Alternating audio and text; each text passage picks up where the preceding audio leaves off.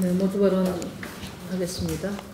21대 국회가 개원을 눈앞에 두고 있습니다. 3차 추경심사와 각종 민생법안 처리가 시급한 만큼 하루빨리 일을 시작해서 국민의 염려를 덜어드려야 합니다. 이번만큼은 소모적인 진영 대결로 국회 개원이 법정 기한을 넘겨서는 안 됩니다. 21대 국회는 무법천지였던 20대 동물국회, 꼼수국회를 넘어서 코로나 민생위기를 극복하는 수구민주주의 국회가 되어야 합니다. 미래통합당에 한 말씀 드리겠습니다. 코로나 재난의 엄중한 시기에 나치와 독재를 운운하며 또다시 보이콧 카드를 만지작거리는 것은 국민의 바람과 또 거꾸로 가는 것입니다.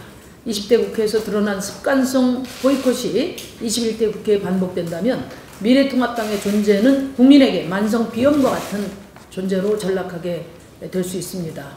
김종인 비대위원장과 주호영 원내대표가 협력할 것은 협력하자고 말했던 만큼 21대 국회가 원만하게 개헌할 수 있도록 협력해 주시기를 요청드립니다.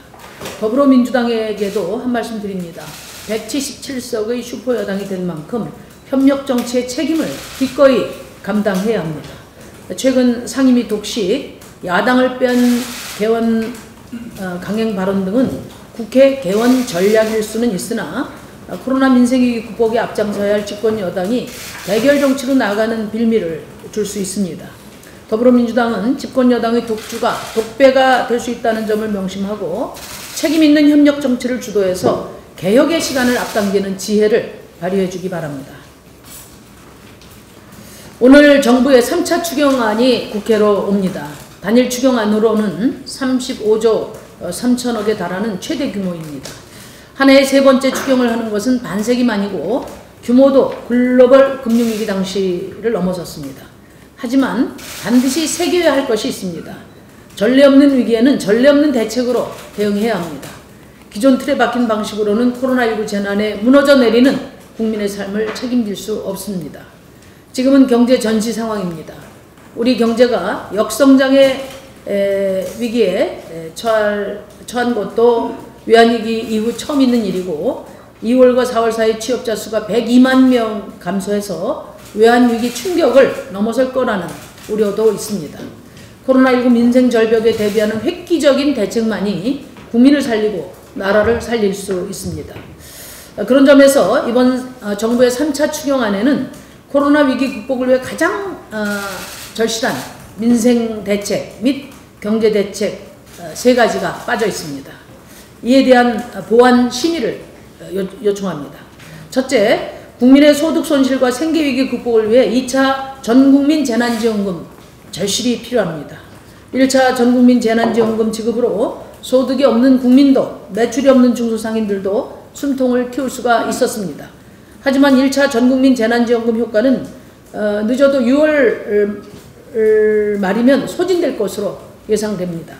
소득이 끊긴 다수 국민들의 당장의 생계 대책이 막막해집니다. 7월부터 9월 추석까지 2차 대책을 세워야 합니다. 1차와 같은 규모의 2차 재난지원금이 필요한 이유입니다. 하지만 정부는 1차 추경 때처럼 할인 소비 쿠폰, 지역사랑 상품권, 또 의류 건조기 구매 환급 등 예전에 쓰던 소비 촉진 대책을 반복해서 가져왔을 뿐 3차 추경안에 제대로 된 소득 손실 대책은 없습니다. 2차 재난지원금은 없다는 말만 앵무새처럼 반복하고 있는 정부에 다시 한번 촉구합니다. 추경에 가장 먼저 편성돼야 할 것은 2차 전국민 재난지원금입니다. 둘째, 이명박의 녹색 성장이 아니라 정의당의 그린 뉴딜로 가야 합니다. 정부는 5년간 76조 원 규모로 한국판 뉴딜의 큰 틀을 제시하고 올해 추경에 5조 정도를 잡아서 시작하겠다고 발표했습니다. 그리고 그린 뉴딜에 1조 4천억 정도를 편성했습니다. 하지만 고작 스마트 계량기를 추가로 보급하고 관련 민간기업들을 지원하고 또 일부 공공건물을 효율화하는 수준에서 벗어나지 못하고 있습니다. 정부는 친환경 사업 몇 가지를 포함하면 그린 뉴딜이 되는 것처럼 착각해서는 안 될 것입니다. 그린 뉴딜은 기존 탄소 기반 경제에서 탈산소 경제로 전환하는 거대한 산업전환, 도시전환, 생태전환 프로젝트입니다.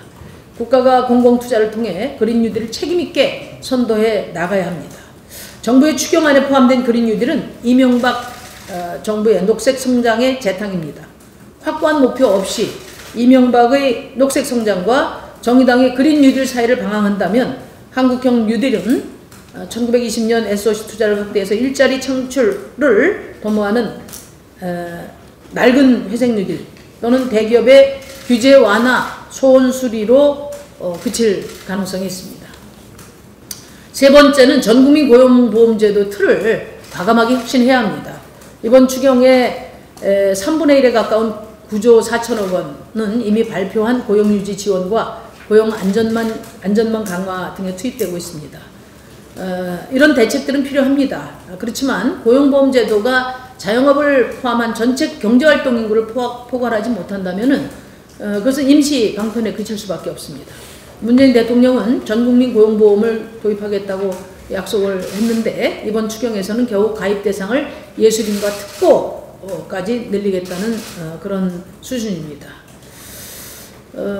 지금처럼 임금 기반 고용보험 체계를 그대로 유지한 채 기존 고용보험의 틀 안에서 가입자들을 단계적으로 늘려가는 그런 방식이라면 문재인 정부 임기 말까지 간다 해도 제한된 일부 추가로 고용보험 안으로 제한된 일부만이 추가로 고용보험 안에 들어올 수밖에 없을 것입니다. 자영업자의 가입을 상당 기간 유예하거나 사실상 배제할 가능성도 커져서 전국민 보험제의 실현 가능성은 매우 낮아질 것입니다. 21대 국회 개헌 후 곧바로 기존 고용 기반에서 소득 기반으로 보험체계를 전격적으로 전환해서 일하는 모든 경제활동 인구가 소득 손실의 위험에서 버틸 수 있도록 튼튼한 사회안전망을 갖춰야 합니다. 마지막으로 과감한 재정 지출만이 국가재정을 튼튼하게 할 것입니다. 반세기 만에 3차 추경으로 재정 적자와 국가 부채가 급증해서 나라 살림이 위험해진다는 걱정들이 많습니다. 3차 추경을 위해서 23조 8천억 적자 국채 발행으로 관리재정 수지 적자 비율도 5.8%로 확대되고 또 국가 부채 비율도 43.5%로 늘어났다는 것입니다. 그런데 정말 우리가 걱정해야 될 것은 지금 코로나19 재난이 전례 없는 위기라는 것이고 우리 국민의 생계가 이전에 겪지 못한 위기에 빠져 있다는 사실입니다. 우리가 전례 없는 재정 지출을 하고 있다지만 다른 선진국들은 그 이상의 대책을 세우고 있습니다. 선진국의 재정 수지 적자 비율은 우리 2배가 되는 10.7%까지 늘어날 것으로 전망되고 있고 또 국가 부채 비율도 우리 3배에 가까운 122.4%까지 폭증할 것으로 예상되고 있습니다. 재정 지출을 제대로 해야 국민의 삶도 지키고 경제가 후퇴하는 것도 막을 수 있다는 공감대가 있기 때문입니다. 오히려 재정 지출을 적시에 하지 못할 경우에는 경제가 역성장하고 조세 수입이 크게 줄어들어서 예상치 않게 오히려 부채 비율이 더 늘어날 수 있다는 점을 명심해야 합니다. 재정 지출에 신중한 것 이상으로 경제가 후퇴하고 국민소득이 줄어들어서 국가부채가 늘어나는 것을 경계해야 할 때입니다. 진짜 문제는 국가부채가 얼마나 심각한가가 아니라 재정 지출이 우리 국민의 삶을 지켜내는데 얼마나 충분한가입니다. 나라 살림은 국민의 삶을 지키기 위해 있다는 점을 명심해 주기 바랍니다.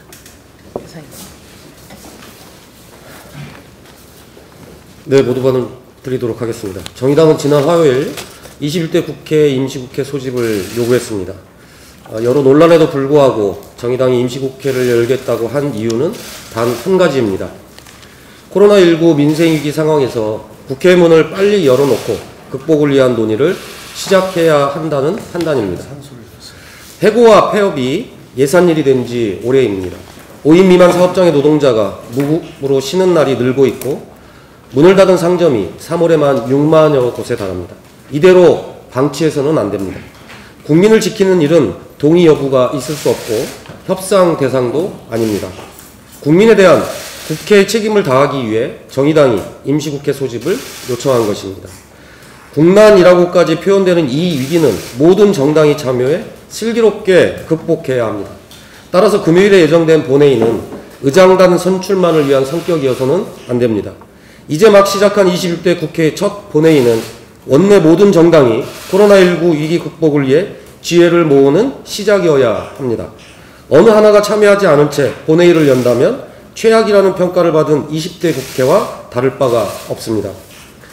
국회가 달라진 모습을 보이지 않는다면 가장 큰 책임은 집권당이자 제1당인 더불어민주당에게 돌아갈 수밖에 없습니다. 180석에 가까운 의석수가 오히려 민주당의 부담일 수 있음을 자각하고 난국을 대승적으로 잘 풀어가야 할 것입니다. 미래통합당 또한 깊게 고민하고 현명하게 행동하기 바랍니다. 3차 추경, 전국민 고용보험제 도입 등 국회에 주어진 시간이 촉박합니다. 미통당이 국회를 파행으로 만들고 장기대치 국면으로 갈 의도가 있다면 지금 당장 중단해야 할 것입니다.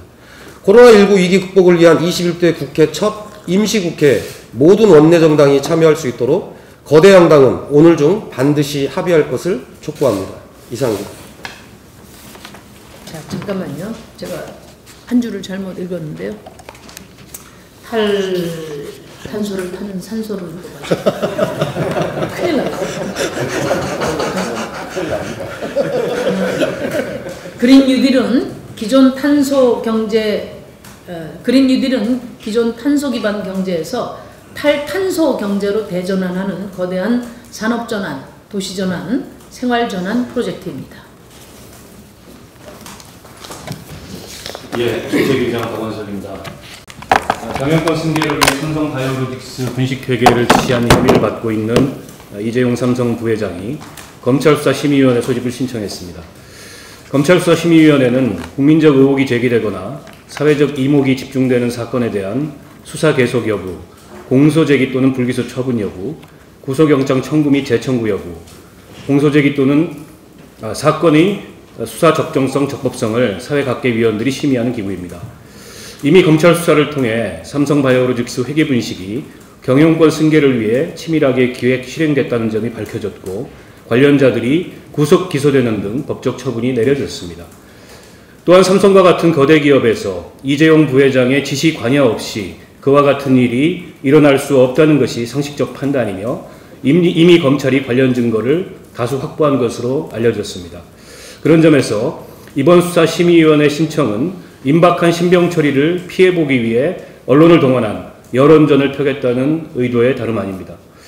바로 얼마 전 이재용 부회장은 삼성준법감시위원회의 권고를 받아 삼성이 거듭나겠다는 대국민 개혁 입장을 밝혔습니다. 하지만 이번 수사심의위원회 신청을 통해서 그와 같은 선언이 진정성이 없고 알맹이도 없다는 것이 다시 한번 증명됐습니다. 검찰은 절차에 따라 이번 신청의 수용 여부를 판단한다는 방침입니다만 혐의의 중대성, 법 앞의 평등의 원칙, 그리고 국민의 법관정에 비추어 허용돼서는 안 될 것입니다. 삼성과 이재용 부회장은 법에 따른 처벌을 받고 거듭나는 것이 곧 삼성의 환골탈태이고 개혁임을 명심해야 할 것입니다. 이상입니다.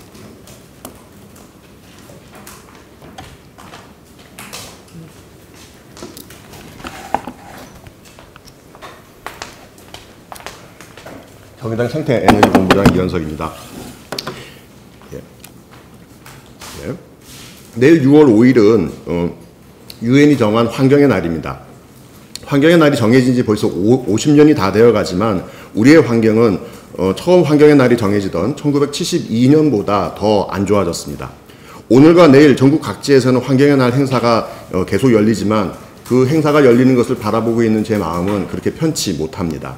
기후변화라는 말이 기후위기로 바뀐다고 해서 위기를 극복할 수 없는 것처럼 단 하루 환경의 날 행사를 잘 한다고 해서 환경이 좋아질 수는 없는 겁니다. 오늘과 내일 전국 각지에서는 환경 파괴에 맞선 전국 각지의 투쟁이 이어집니다.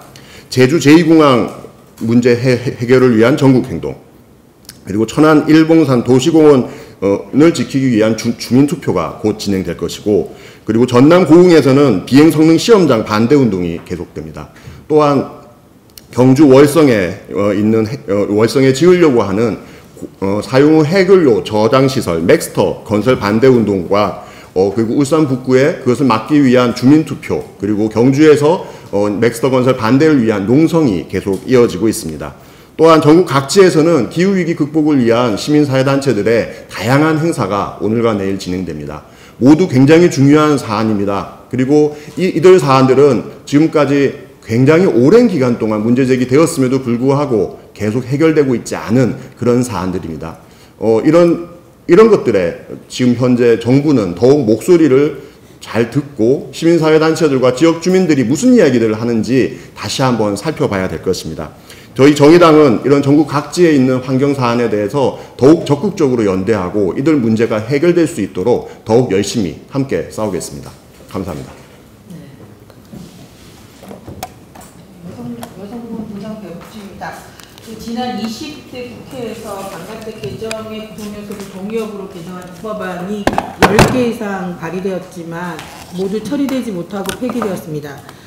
정의당은 21대 국회에서 전도폭력의 중요한 이슈로서 형법의 강간죄 개정 구성 요소를 체협의설에 입각한 폭행 입각의 행위수단으로 구성하는 조문을 동의 여부로 개정하고자 합니다. 이를 통해 성폭력 관련법을 체계적으로 정비함으로써 성폭력 가해자의 처벌과 피해자의 권리 보장의 법적 공백을 줄여나갈 것입니다. 2018년도 미투 운동으로 가해자 처벌과 피해자 권리 회복의 공백을 확인할 수 있습니다. 미투를 선언한 피해자의 대부분의 피해자들은 조직 내 위력에 의한 성폭력 피해와 동의되지 않은 혹은 동의할 수 없는 상태에서 성적인 침해가 일상적으로 있었다는 사회적 고발이었습니다. 하지만 입법의 공백으로 이러한 입법의 공백으로 피해자는 피해자답지 못하다는 비난을 받으며 피해자로서의 법적 지위를 부여받지 못했고 오히려 수사기관이나 가해자로부터 2차 피해를 입게 되는 어려움을 겪었고 지금도 이 상황은 진행 중입니다. 정의당은 우리 사회에 끊임없이 발생하는 젠더 폭력을 근절하기 위해 형법 개정을 시작으로 성폭력, 가정폭력, 성매매, 성희롱, 디지털 성범죄 등 젠더 폭력 피해 유행에 따른 주요 쟁점을 입법화하여 성평등한 사회를 지향할 수 있도록 앞장서겠습니다.